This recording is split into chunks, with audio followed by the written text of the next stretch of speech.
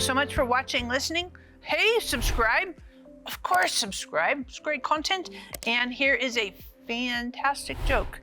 I say dripping with sarcasm. My GPS told me to turn around, and now I can't see where I'm driving.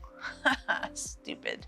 I agree. Really stupid. But the content that we're going to talk about today is kind of our final episode for this series. Really, really helpful. We've been talking about be strong and courageous. And this all relates to transition because, again, Joshua, and we're getting this from the book of Joshua, Joshua is moving the Israelites into possessing the promised land God gave promise to Israel hundreds of years earlier. So they're transitioned from the wilderness, transitioned from slavery, bondage, being under control, and they're transitioning into possession and walking into the fullness of what God has for them. And it requires strength and courage. That's why God said to Joshua several times at the very beginning, be strong and courageous. And then again, he tells them the same thing in Joshua chapter 10. But today I want to look at setbacks. Setbacks. Because if you read Joshua chapter 7, there's a setback. And it comes on the heels of Jericho. We talked about this last week. Jericho in chapter 6. The Israelites literally roll into Jericho and possess it. And it was a major victory. And you got to know they were like, oh my goodness, God is with us. We were successful. And they overcome this huge city. And whoo, man, the promised land is in front of them. The next city they come to is a city called Ai. Literally, it is AI. That doesn't mean artificial intelligence. I know, everybody's thinking AI, oh my gosh, it's in the Bible. Kind of, but it's actually not the same thing. It's a small city, town in Israel that precedes artificial intelligence that we know today. All that said, you're like, that's so stupid. Well, it's in Joshua chapter 7, read it, AI. And when they come to this town, Joshua and the leaders, they were like, whoo, this is easy breezy. If we beat Jericho, AI is easy, no problem. We'll just send a couple thousand people and we'll move on. And they do, and AI defeats Israel. And I mean, it was like, oh, what happened? It's a setback. It's a unexplainable, like, what? And it's a blow to the ego, blow to their strength and courage. It's a blow to their progress. It's a blow to what's going to happen to us. And so there's all this conjecture and speculation and why did this happen? And oh my goodness, what's going on here? Did God leave us? Or, all kinds of questions and uncertainties and fear and weakness starts to creep in. You can see it in the dialogue after this defeat. Oh my goodness. Have you ever had setbacks? Comment now. What's a setback you've had? Comment setback.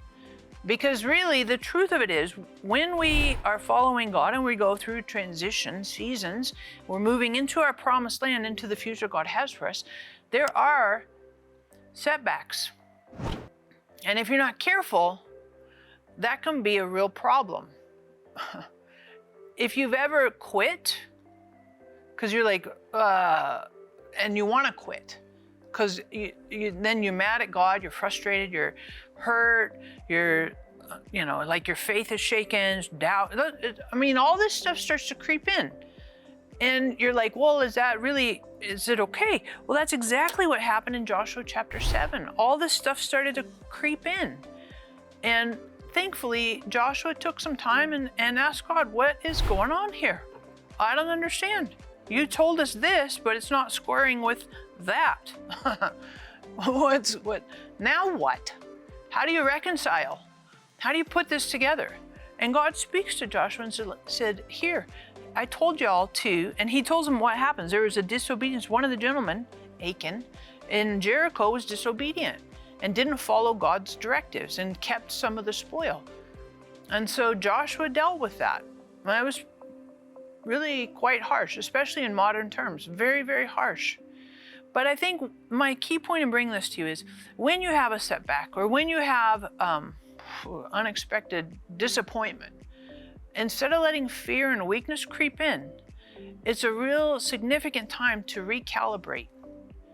Come back with God and evaluate. Let God participate. Ask God questions, hard questions. Be honest. Comment.